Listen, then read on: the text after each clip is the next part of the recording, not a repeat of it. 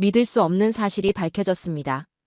8천년 전 단 하나의 인골이 한국인의 정체성을 완전히 뒤바꿔 놓았습니다. 수천 년간 우리가 믿어온 단일 민족의 신화, 지금 그 믿음이 무너지고 있다고 하는데요. 세계적 고고 생물학자가 밝혀낸 고대 유전자 속 충격적인 비밀.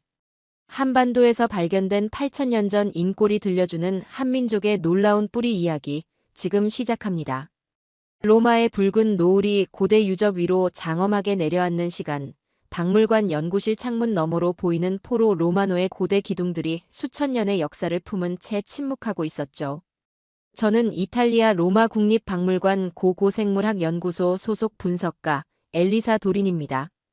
고대 인류의 유전자를 연구하는 일이 제 평생의 사명이 되었습니다. 특히 유럽 선사시대 인류 유전자 비교 연구에 몰두해왔죠. 그날도 여느 때와 다름없이 연구실에서 늦게까지 분석 자료를 검토하던 중이었습니다. 컴퓨터 화면에 한 통의 이메일이 도착했고 발신자는 서울대학교 고고유전체연구소 김영석 교수였습니다. 저도 모르게 자세를 바로 했죠. 한국의 유명한 고고학자로부터 온 메일이라니 무슨 내용일지 호기심이 일었습니다. 이메일 내용은 충격적이었습니다. 경주에서 발굴된 약 8천년 전으로 추정되는 인골의 유전자 분석 프로젝트에 저를 초청한다는 내용이었죠. 특히 눈에 들어온 문구가 있었습니다.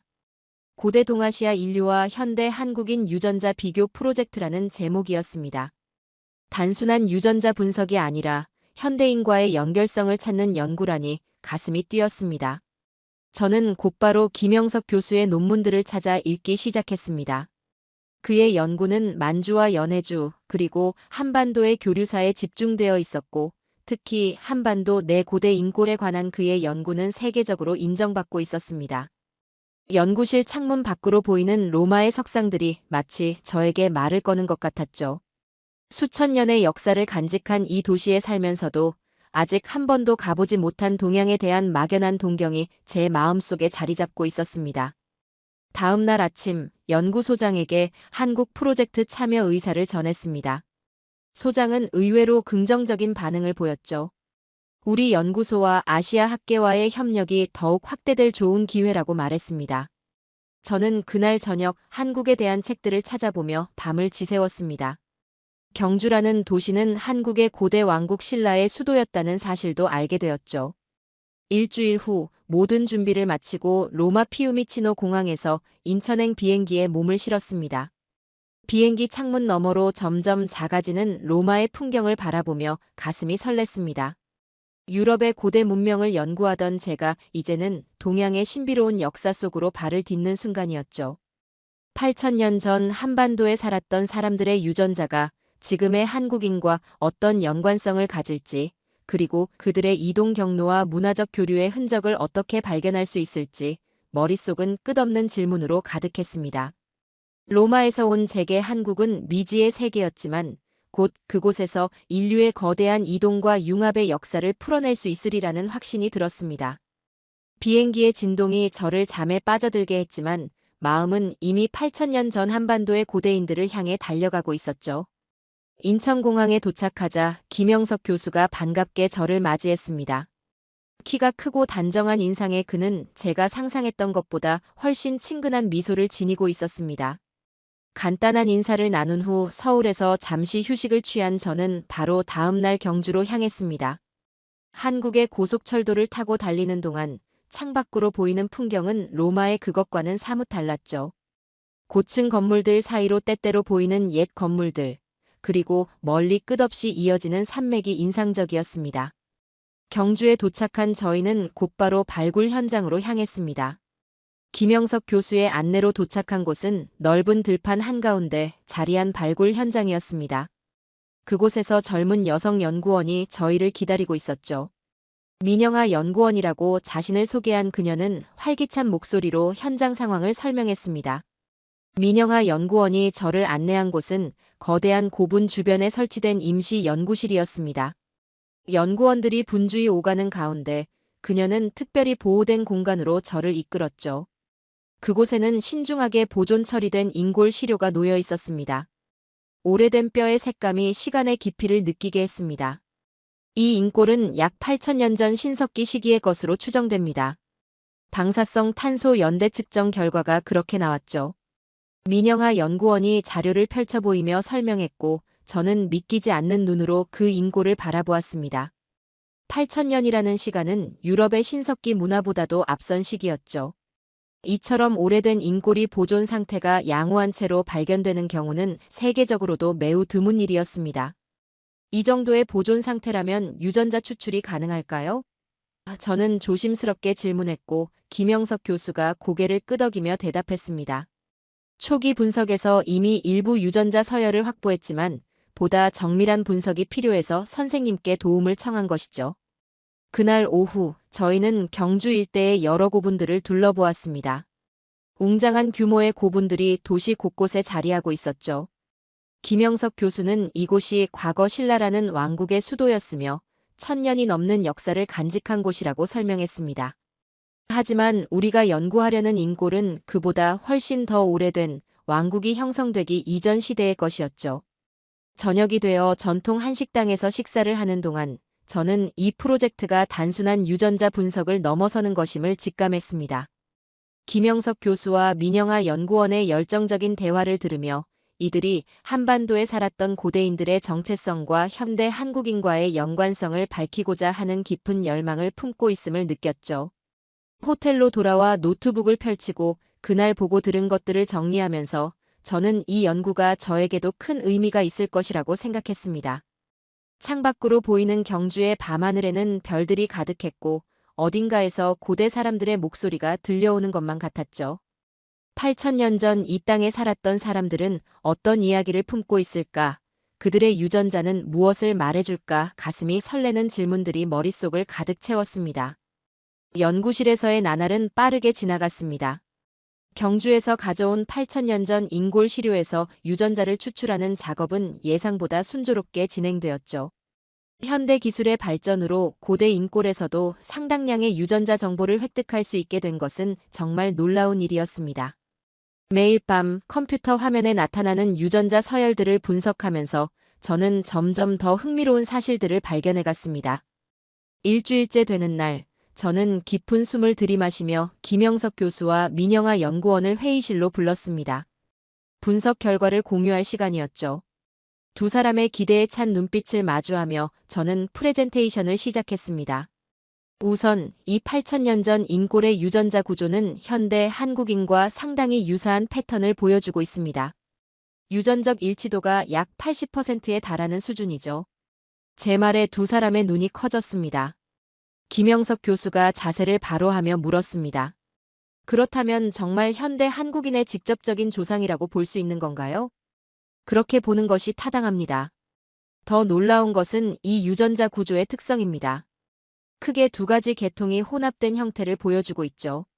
저는 화면에 유전자 패턴 그래프를 띄우며 설명을 이어갔습니다. 제가 발견한 것은 북방 시베리아계와 남방 동아시아계가 독특하게 혼합된 유전자 구조였습니다. 그 중에서도 Y염 색채 분석 결과는 특히 흥미로웠죠. 남성 계통은 주로 남방 농경민의 흔적을 보여주는 반면 목의 유전자는 북방 수련민의 특성이 강하게 나타났습니다. 빙하기 동안 북방에서 내려온 수련민들이 이미 한반도에 자리 잡고 있던 농경민들과 만나 융합되었을 가능성이 높습니다. 두 그룹의 만남이 현대 한국인의 유전적 기반을 형성한 것이죠. 저의 설명에 민영아 연구원은 눈을 반짝이며 질문했습니다. 혹시 이런 혼합 패턴이 한국인만의 특징인가요? 주변 민족들과 비교하면 어떤 차이가 있나요? 좋은 질문입니다. 현재 데이터로는 한국인의 유전자가 약 38% 시베리아계, 62%가 동아시아 계통으로 구성되어 있다고 볼 수 있습니다. 이는 주변 민족들과는 다른 독특한 비율이죠. 제 대답에 두 사람 모두 깊이 생각하는 표정이었습니다. 회의를 마친 후 저희 세 사람은 연구소 근처 카페에 앉아 더 깊은 대화를 나눴습니다. 김영석 교수는 유전자 분석 결과가 역사적 기록과 고고학적 발견들과 어떻게 일치하는지 설명했고, 민영아 연구원은 이 발견이 현대 한국 사회에 어떤 의미를 가질 수 있는지에 대한 자신의 생각을 열정적으로 나누었습니다. 그날 밤 호텔 방으로 돌아와 창밖을 바라보며 저는 깊은 감동을 느꼈습니다. 8천년 전의 유전자가 오늘날까지 이어져 내려온다는 사실, 그리고 그 안에 북방과 남방의 만남이라는 드라마틱한 이야기가 담겨 있다는 것이 경이로웠죠. 한반도라는 작은 땅에 쓰여진 인류의 거대한 이동과 융합의 역사가 이제 제 눈앞에 펼쳐지고 있었습니다. 다음 날 아침, 저희는 더 넓은 관점에서 인류 이동의 역사를 조망해 보기로 했습니다. 연구실 테이블에 세계 지도를 펼쳐놓고 커피를 마시며 대화를 나누는 중이었죠. 민영아 연구원이 문득 고개를 들며 질문했습니다. 사실 인류는 다 아프리카에서 온 거잖아요. 한반도까지 어떤 경로로 왔는지 정확히 알 수 있을까요? 저는 지도 위에 손가락을 올려놓고 아프리카 대륙을 가리켰습니다. 이 질문은 제가 평생 연구해온 주제였기에 가슴이 뛰었습니다. 인류의 대장정을 설명할 수 있는 기회였죠. 약 5만에서 6만 년 전 현생 인류인 호모 사피엔스가 아프리카에서 시작해 점차 다른 대륙으로 퍼져나갔습니다. 중동을 거쳐 인도, 동남아시아를 지나 만주를 통해 한반도까지 이동했다는 것이 현재 가장 유력한 가설이죠. 손가락으로 지도 위에 그 경로를 따라 그리며 설명했습니다. 김영석 교수는 깊은 관심을 보이며 고개를 끄덕였습니다. 그런데 이 이동 과정에서 다양한 인류 종족들과의 만남과 혼합이 있었을 텐데 한반도는 어떤 위치였을까요? 중요한 질문입니다.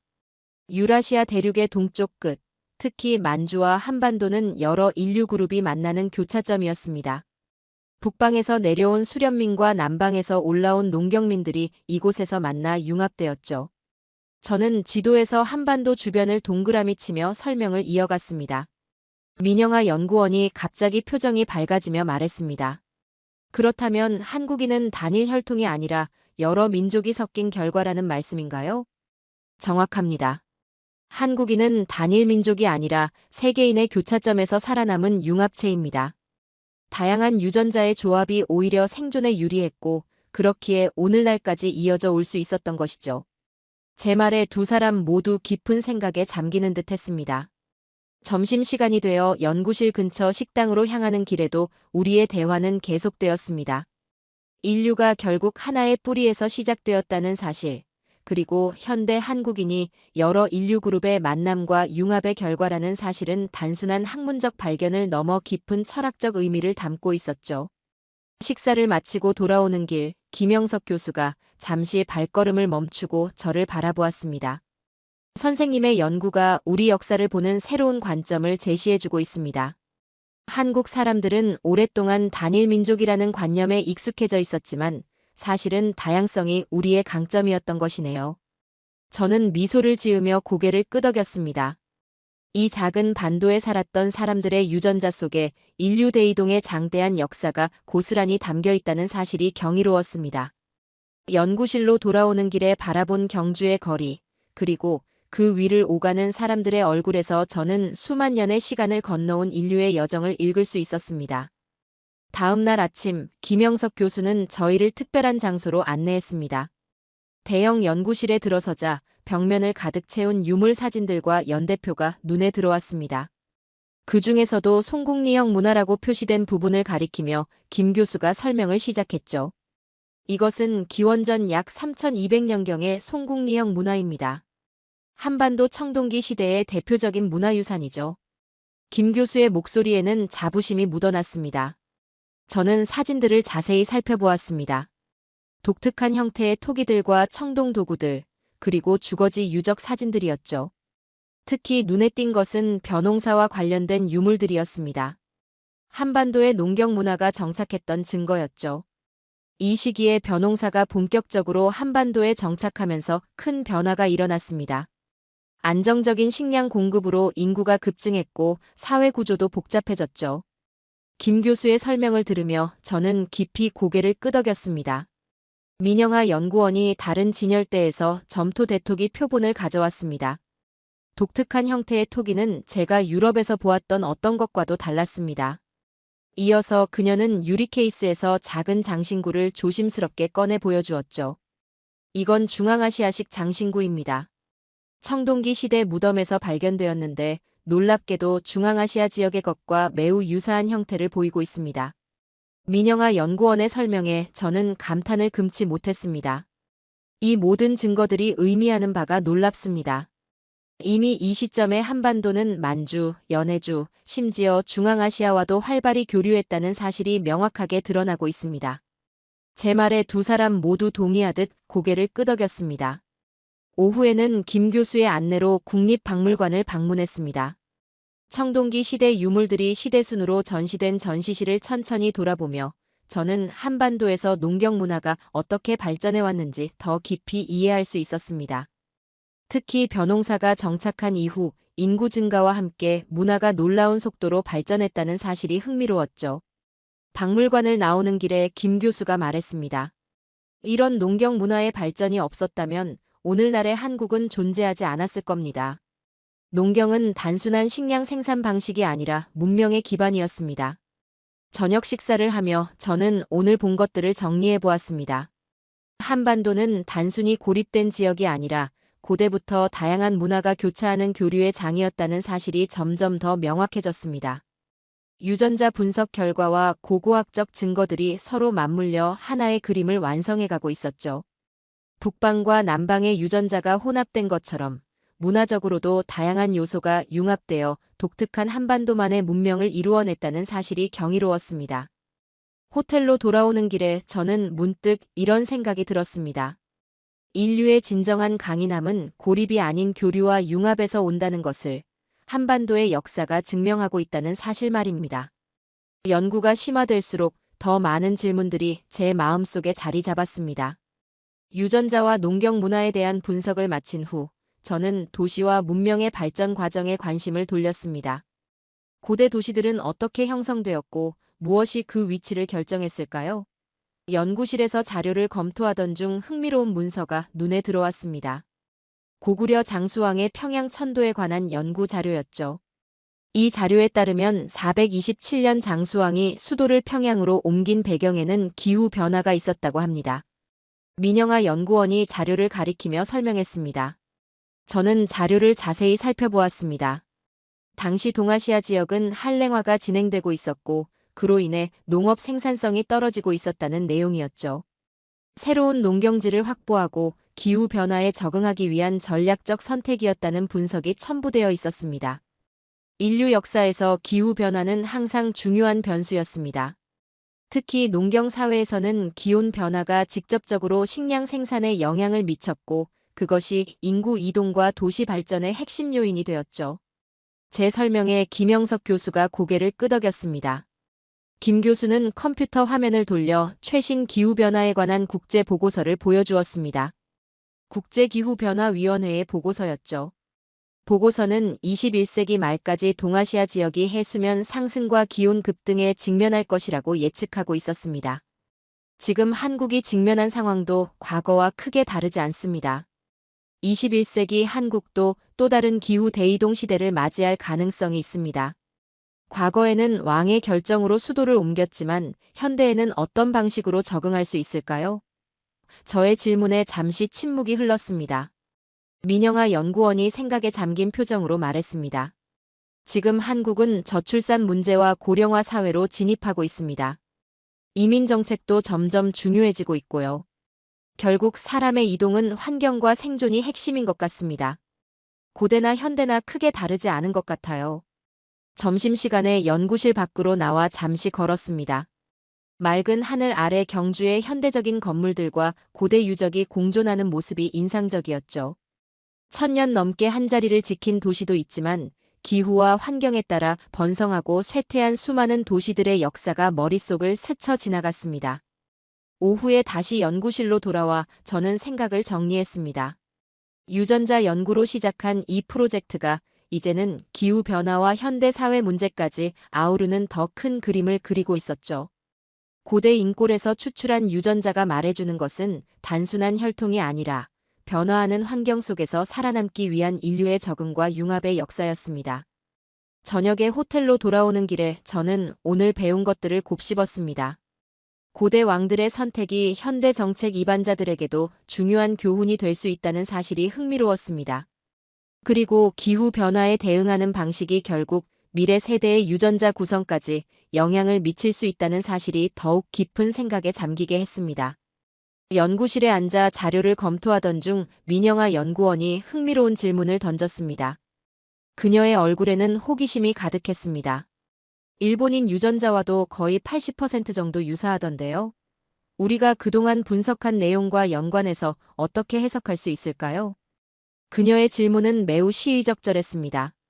저도 그 부분에 대한 분석을 막 마친 참이었죠. 김영석 교수가 깊은 목소리로 대화에 참여했습니다. 민 연구원의 지적은 정확합니다. 유전적으로 상당히 유사하지만 중요한 차이점이 있습니다. 조몬 유전자는 일본에 아직 남아있지만 한국에는 거의 희미하게만 존재하고 있죠.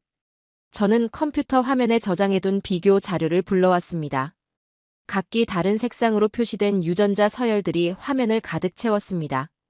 한국인과 일본인의 유전자 구조를 시각적으로 비교할 수 있는 자료였죠. 김 교수님 말씀처럼 조몬 유전자의 유무가 가장 큰 차이점입니다. 조몬 시대 사람들은 주로 수렵과 채집을 하던 사람들이었고 한반도에서 건너간 야요이 시대 사람들은 농경 중심이었습니다. 이러한 생활 방식의 차이가 언어 발달에도 영향을 미쳤을 가능성이 높습니다. 제 설명에 두 사람 모두 깊은 관심을 보였습니다. 저는 계속해서 한국어와 일본어의 언어적 차이점까지 설명을 이어갔습니다. 한국어는 만주와 동남아시아 언어 요소를 섞어 발달했습니다. 특히 농경 관련 어휘가 풍부하게 발달했죠. 반면 일본어는 조몬 원주민의 언어에 한반도 농민들의 언어가 결합된 형태로 볼 수 있습니다. 이런 언어적 차이는 유전적 차이와도 일치하는 부분이 많습니다. 민영아 연구원이 궁금한 표정으로 질문했습니다. 그렇다면 우리가 언어적으로 다른 것처럼 유전적으로도 분명한 차이가 있다는 의미군요. 그동안 흔히 말하던 한국과 일본의 유사성보다 차이점이 더 중요할 수도 있겠네요. 정확합니다. 표면적인 유사성만 보면 80%가량 유사하지만 나머지 20%의 차이가 문화적, 언어적 차이를 만들어낸 중요한 요소일 수 있습니다. 특히 조몬 유전자의 존재 여부가 결정적인 차이를 만들었을 가능성이 높습니다. 점심을 먹으며 우리는 계속해서 토론을 이어갔습니다. 김영석 교수는 한국과 일본의 고대 유물을 비교한 사진들을 보여주었고 농경 도구와 주거 형태의 차이점을 설명했습니다. 저는 그 차이가 단순한 문화적 선택이 아니라 유전적 배경과도 연관되어 있을 가능성을 제시했죠. 오후에는 언어학자 한 분을 초청해 더 깊은 대화를 나눴습니다. 그는 한국어와 일본어의 농경 관련 어휘를 비교 분석한 자료를 가져왔고 저희의 유전자 연구 결과와 놀랍도록 일치하는 패턴을 보여주었습니다. 언어와 유전자가 함께 움직인다는 사실이 다시 한번 입증되는 순간이었죠. 저녁이 되어 호텔로 돌아오는 길에 저는 오늘의 발견에 대해 곱씹었습니다. 한 민족의 정체성은 단순히 혈통만으로 결정되는 것이 아니라 언어와 문화, 생활 방식이 복합적으로 작용한 결과라는 사실이 더욱 명확해졌습니다. 유전자와 언어의 상관관계를 밝히는 이 연구가 동아시아 역사를 이해하는 새로운 열쇠가 될 수 있을 것이란 기대감에 가슴이 벅차올랐습니다. 연구 마지막 주가 되어 저는 모든 분석 자료를 정리하고 최종 보고서를 작성하기 시작했습니다. 한 달이라는 짧은 시간이었지만 그 안에 담긴 발견과 깨달음은 제 학문적 여정에서 가장 귀중한 경험이 되었습니다. 연구실 창가에 앉아 경주의 아침 햇살을 받으며 키보드를 두드렸죠. 무엇보다 중요한 결론 부분을 작성할 차례였습니다. 저는 심호흡을 한 뒤 이렇게 적었습니다. 한반도는 아프리카에서 출발해 유라시아 동부로 이어지는 인류 대이동의 핵심 교차로였으며 여러 민족이 섞여 오늘날의 한국을 이루었다는 사실이 유전자 분석을 통해 확인되었습니다. 북방 시베리아계와 남방 동아시아계의 독특한 혼합은 생존에 유리한 유전적 다양성을 가져왔고 이는 한민족의 강인함의 원천이 되었습니다. 보고서의 마지막 문장을 타이핑하고 나서 저는 잠시 눈을 감았습니다. 로마에서 이곳으로 오기 전 저는 단순히 고대 인골의 유전자를 분석하는 학술적 임무만 생각했었죠. 하지만 이제 저는 그것이 얼마나 더 깊은 의미를 가진 일인지 깨닫게 되었습니다. 고고학은 죽은 자의 뼈를 연구하는 일이 아니라 살아있는 이들의 뿌리를 찾아주는 일이었습니다. 김영석 교수와 민영아 연구원이 연구실로 들어왔습니다. 그들에게 완성된 보고서를 전달하자 두 사람의 얼굴에는 기쁨과 감사가 가득했습니다. 우리 셋은 지난 한 달간의 여정을 돌아보며 이야기를 나누었죠. 유전자 분석에서 시작해 언어, 농경문화, 기후변화까지 폭넓은 주제를 아우르는 대화였습니다. 이 연구 결과가 한국 사회에 어떤 의미를 가질 것 같나요? 민영아 연구원이 질문했습니다. 잠시 생각한 후 저는 대답했습니다. 역사적으로 많은 나라들이 단일 민족이라는 신화를 중요시해왔지만 실제로는 다양성이 더 큰 힘이 될 수 있습니다. 한국인이 여러 민족의 융합체라는 사실은 부끄러운 것이 아니라 자랑스러운 역사적 자산이죠. 이 다양성이 바로 한국 문화의 창의성과 적응력의 원천이라고 생각합니다. 김영석 교수가 깊이 공감하며 고개를 끄덕였습니다. 선생님의 말씀처럼 우리는 이제 단일 민족이라는 오래된 관념을 넘어 더 넓은 시각으로 우리 역사를 바라볼 필요가 있겠습니다. 마지막 날, 저는 연구 보고서를 들고 황룡사지 터를 찾았습니다. 1000년이 넘는 시간 동안 그 자리를 지켜온 이 유적지는 제게 더 깊은 의미로 다가왔죠. 넓은 터를 바라보며 저는 문득 눈시울이 뜨거워지는 것을 느꼈습니다. 이곳에 살았던 사람들, 그리고 그들의 핏줄을 이어받은 현대 한국인들에 대한 새로운 존경심이 가슴 깊이 자리 잡았습니다. 한국인들은 단일 민족이 아니라 가장 강인한 융합 민족이군요. 제가 속삭이듯 말했습니다. 비행기를 타고 로마로 돌아가는 길, 창밖으로 구름 위의 풍경을 바라보며 저는 이번 여정의 의미를 곱씹었습니다. 한국에서의 연구는 단순한 학술적 성과를 넘어 인류의 이동과 융합이라는 거대한 서사의 한 장을 밝혀낸 일이었습니다. 로마 연구소로 돌아가면 더 많은 후속 연구가 기다리고 있겠지만 한국에서의 이 경험은 제 학문적 여정의 전환점이 될 것이라는 확신이 들었습니다. 돌아보니 8000년 전 한반도에 살았던 한 사람의 유골이 제게 가르쳐준 것은 과학적 사실을 넘어선 인류 공통의 진실이었습니다. 우리 모두는 결국 아프리카에서 시작된 하나의 여정 위에 있으며 다양성과 융합이야말로 생존과 번영의 진정한 열쇠라는 깊은 깨달음이었죠. 자, 오늘의 이야기는 여기까지입니다. 오늘 우리는 8000년 전 인골에서 추출한 유전자가 밝혀준 한민족의 놀라운 진실을 살펴봤습니다. 단일 민족이라고 믿었던 우리의 뿌리에는 북방과 남방, 수련민과 농경민의 유전자가 융합된 강인한 다양성이 숨겨져 있었습니다. 진정한 민족의 힘은 순수한 혈통이 아니라 변화하는 환경 속에서 살아남기 위한 융합과 적응에서 나온다는 것을 이번 연구가 증명해주고 있습니다. 앞으로도 우리 역사 속에 숨겨진 더 많은 비밀과 자부심의 이야기를 함께 찾아나가겠습니다.